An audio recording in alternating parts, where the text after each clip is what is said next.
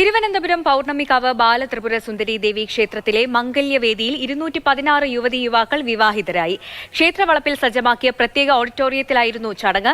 Dhanlaxmi group of കമ്പനീസിന്റെ 100ാമത് ശാഖയുടെ പ്രവർത്തനോദ്ഘാടനത്തിന്റെ ഭാഗമായാണ് സമൂഹമാംഗല്യം നടന്നത്.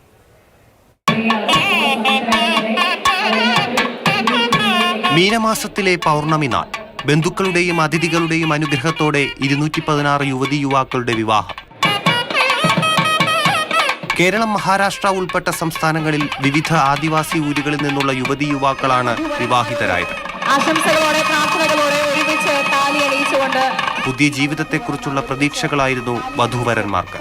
കേരളത്തിലെ വനാന്തരങ്ങളിൽ താമസിക്കുന്ന ആദിവാസി സമൂഹത്തിന്റെ ഉന്നമനത്തിനായാണ് ഇത്തരമൊരു ചടങ്ങെന്ന് Dhanalakshmi group of companies. 100 branch തികയ്ക്കുന്ന ദിവസം പൗർണമിക്കാവ് ക്ഷേത്ര സന്നിധിയിൽ 100 ആദിവാസി യുവാക്കളുടെ വിവാഹം നടത്തുമെന്ന് പ്രഖ്യാപിച്ചത് തീർച്ചയായിട്ടും വളരെ കുറച്ച് നാളുകൾ കൊണ്ട് ഈ ഒരു സ്വപ്നം യാഥാർത്ഥ്യമാക്കാൻ സാധിച്ചതിൽ ധനലക്ഷ്മി ഗ്രൂപ്പ് ഓഫ് മാനേജ്മെന്റിന്റെ പേരിൽ നന്ദി അറിയിക്കുന്നു.